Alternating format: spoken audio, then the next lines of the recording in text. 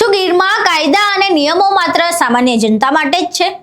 શું કોઈ વગદાર વ્યક્તિ કે સેલિબ્રિટી માટે ગીરના જંગલોના નિયમો બદલાઈ જાય કે પછી મંત્રીઓ સાથે ચા પાણીના વ્યવહાર શરૂ થાય એટલે નિયમો તમારા માટે બદલાય અને તમને છૂટ મળી જાય? ગીરના સિંહોની સલામતીના સરકારના દાવાઓની હવા કાઢતો એક ચોંકાવનારો કિસ્સો સામે આવ્યો છે, જેમાં વિવાદના કેન્દ્રમાં છે જાણીતા લોક સાહિત્યકાર રાજભા ગઢવી. હવે પ્રશ્ન એ ઊભો થઈ રહ્યો છે કે શું રાજભા ગઢવી ગાંધીનગરમાં મંત્રીઓને મળ્યા અને ગણતરીના દિવસોમાં જ વન વિભાગના નિયમો બદલાઈ ગયા? નેતાઓને મળતા જ અધિકારીઓ નતમસ્તક થઈ ગયા? હવે રાજભા ગઢવી પર આવા પ્રશ્નો શા માટે ઊભા થઈ રહ્યા છે અને આખી ઘટના શું છે તેના વિશે વિગતે ચર્ચા કરીએ. નમસ્કાર, તમે જોઈ રહ્યા છો ચક્રવાત ન્યૂઝ. હું આપની સાથે હેમલ.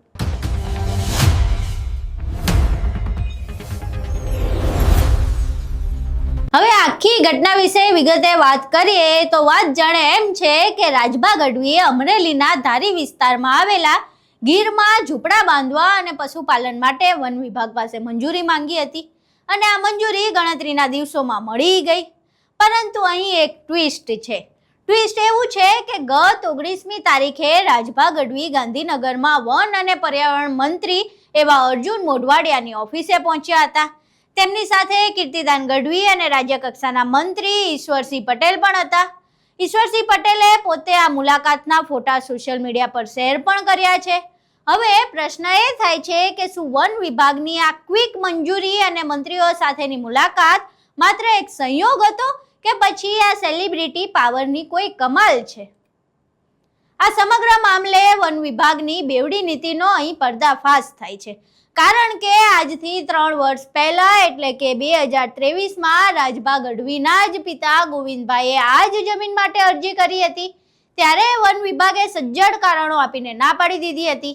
ચાલો સમજીએ કે ગીરમાં રહેઠાણની પરવાનગી માટે સરકારના 4 સૌથી મહત્વના નિયમો શું છે, જેનું કદાચ આ કિસ્સામાં સરેઆમ ઉલ્લંઘન થયું છે અને નિયમોના કારણે જ આના પહેલા રાજભા ગઢવીના પિતાને મંજૂરી નથી મળી. હવે વન વિભાગના એ 4 નિયમો વિશે વાત કરીએ તો પહેલો નિયમ છે માલધારી જે તે નેસમાં વર્ષોથી સતત વસવાટ કરતો હોવો જોઈએ.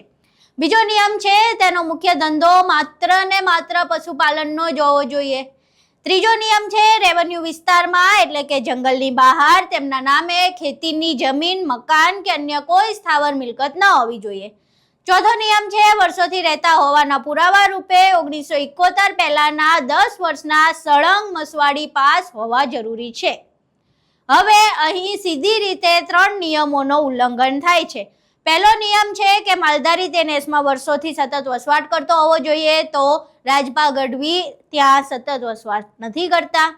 બીજો ધંધો છે મુખ્ય ધંધો માત્ર ને માત્ર પશુપાલનનો હોવો જોઈએ, તો તેમનો મુખ્ય ધંધો તો પશુપાલનનો નથી. તેઓ ડાયરા કલાકાર છે, લોક સાહિત્યકારનું તેમનું કામ છે, પ્રોગ્રામ્સ લેવાનું કામ છે, એટલે માત્ર ને માત્ર પશુપાલનનો તેમનો ધંધો નથી.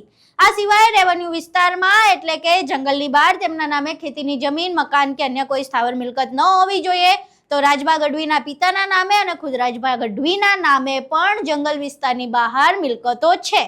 હવે અહીં પુરાવા સહિત વાત કરીએ તો આ નિયમો સામે સવાલ એટલે ઊભા થાય છે કે 2023ના સરકારી રેકોર્ડ મુજબ રાજભાના પિતા પાસે ધારીના ચાંચઈ ગામે સરકાર તરફથી સાંથણીમાં ફાળવેલી ખેતીની જમીન, જેનો સર્વે નંબર છે 4211 અને 59 એ પહેલાથી છે. તો પછી નિયમ નંબર 3 મુજબ જંગલ બહાર મિલકત હોવા છતાં મંજૂરી મળી કેવી રીતે? આ આખા વિવાદ વચ્ચે રાજભા ગઢવીનો એક કથિત ઓડિયો પણ સામે આવ્યો છે, જેમાં તેમણે પોતાનો પક્ષ રાખતા આડકતરી રીતે નિયમો અને અધિકારીઓ પર નિશાન સાધી રહ્યા છે. અહીં સાંભળીએ રાજભા ગઢવી શું કહી રહ્યા છે. નાવામાં આવ્યા એટલે શું એમ મારું ઈ કહેવાનું પેલા એમાં માલધારી તો અમે વર્ષોથી થઈએ, બાપ દાદાની પેઢીઓથી થઈએ. અમે ઘરમાં રહીએ છીએ. અમુક સમય બહાર જતા હોય માલ ચોર લઈને, પાછા અંદર જતા હોય, ન જતા હોય. પછી હમણાં ભાઈ કહેતા હતા એમ કોઈ અધિકારી એવો કરે કે ભાઈ આપણે આમ નથી કરવું, વિરોધ કરે, તો એનો અર્થ એવો થતો કે આપણે ખોટા થઈ ગયા. કોર્ટમાં કોઈ અરજી કરી હોય ને એક જણો ફગવે ને પછી બીજી વાર જામીન મળી જાય એટલે એ ઓલો જામીન આપવા વાળો ખોટો હોય. પોલિસી નથી બદલાણી. પેલી એકાદો કોઈ અધિકારી ન કરવું એને મન થયું ન કર્યું. અમે બાપ દાદા શ્રી અમે હક નથી લીધો. જંગલમાં તમને ખબર હોય તો જંગલ ખાતા તરફથી હક આપવામાં આવે, જમીન મળી જાય, એ કાંઈ લીધું નથી. અમારા બાપ દાદાના હકથી અમે રહીએ છીએ. એમાં કોઈ રોક્યું હોય એકાદા કોઈ અધિકારી એની મરજી રોક્યું, કઈ વાંધો નહીં.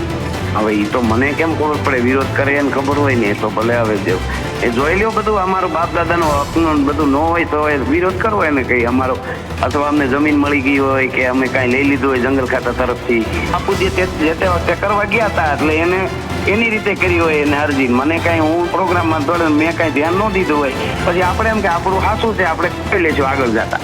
પછી વ્યવસ્થિત મેં વાત કરી જો આમાં આમ છે ને આમ છે, આપણે કાયદેસર જઈએ, આપણા પુરાવા હક રજીસ્ટર ફલાણું ઢીકડું જંગલના જે કાયદા આવતા હોય એમાં અમે ક્યાંય અમને હક મળેલો જંગલ ખાતા તરફથી મળેલો નથી ફલાણું. એટલે એને જોયું અધિકારીઓએ કે નહીં આ તો બધું સાચું છે. તો હાથમાં તો માલધારીનું બધા અધિકારીઓ ધ્યાન રાખતા જ હોય જંગલમાં.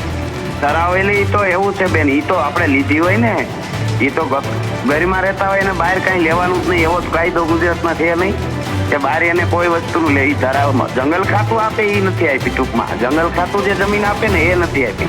નહીં મને કોઈ આવ્યું જ નહોતું. પછી હું એમને રહી ગયો, પછી પાછો પુરાવા સાથે રજૂ કરવા આપણે કરી જો આ બધું સાચું છે મારું. અહીં તમે સાંભળ્યું જેમાં રાજભા કહી રહ્યા છે કે ક્યારેક નબળું વર્ષ હોય ત્યારે માલધારી ગીરમાંથી બહાર નીકળી જાય. હું પ્રોગ્રામોમાં વ્યસ્ત હતો એટલે મેં ધ્યાન નહોતું આપ્યું ને હવે આપ્યું ને કામ થઈ ગયું. હવે આ તો થઈ રાજભાની વાત, પરંતુ આ સમગ્ર મામલે ધારી ગીર પૂર્વ ડિવિઝનના DCF વિકાસ યાદવની ભૂમિકા સામે મોટા પ્રશ્નો થઈ રહ્યા છે. જે વન વિભાગ અગાઉ કડક નિયમો બતાવતું હતું, તેણે આ વખતે વર્ષ 2005ના એક બાળકીના જન્મના રજીસ્ટરની નોંધને આધાર બનાવીને કાયદેસરની પરવાનગી આપી દીધી. ચોંકાવનારી વાત તો એ છે કે આ એ જ DCF વિકાસ યાદવ છે જેઓ જાફરાબાદના બાબરકોટ રિઝર્વ ફોરેસ્ટમાં જ્યાં 50થી વધુ સિંહો ફરે છે ત્યાં એક ખાનગી કંપનીને માઇનિંગ માટે હકારાત્મક અભિપ્રાય આપવા બદલ વિવાદમાં આવ્યા હતા, જેને અગાઉના તમામ અધિકારીઓએ નકારી કાઢ્યો હતો. તેના માટે આ અધિકારીએ હકારાત્મક અભિપ્રાય આપ્યો. હવે જે જંગલમાંથી માલધારીઓને બહાર વસાવવા માટે સરકાર કરોડો રૂપિયા પાણીની જેમ વહાવી રહી છે, ત્યાં જ એક સેલિબ્રિટીના પરિવાર માટે કાયદાના કટોકટી ભર્યા નિયમો કેમ હળવા કરી દેવાયા? શું સિંહોની ધરા પર સેલિબ્રિટી પાવર અને રાજકીય વગ સામે કાયદો ખરેખર ઘૂંટણ ટેકી ગયો છે? આ અંગે તમારું શું માનવું છે? રાજભા ગઢવીના નિવેદન વિશે તમારું શું માનવું છે? અને આખો વિડીયો જોયા બાદ તમને શું લાગે છે? તમારા મંતવ્યો અમને કોમેન્ટ બોક્સમાં જરૂર જણાવજો. વિડીયો પસંદ આવ્યો હોય તો વિડીયોને લાઈક કરજો, શેર કરજો અને અમારી ચેનલને સબસ્ક્રાઇબ કરવાનું ભૂલશો નહીં. નમસ્કાર.